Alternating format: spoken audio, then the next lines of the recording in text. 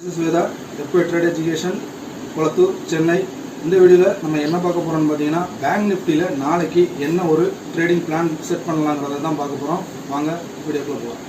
நாளைக்கு bank Nifty expiry பார்த்தீங்கன்னா previous சப்போர்ட்டை இன்றைக்கி உங்களுக்கு உடச்சிட்டு தான் கீழே ஒரு க்ளோசிங் ஆகிருக்கு. ஃபர்தராக நாளைக்கு நமக்கு என்ன ஒரு ஃபார்ம் ஆகும்னா ஒரு கேப் அப் ஓப்பனிங் ஆகலாம். அது 47,384க்கு மேலே உங்களுக்கு ஒரு ஓப்பனிங் இருந்தால் 47,674 ஒரு ரெசிஸ்டன்ஸ் சூனாக இருக்கும்.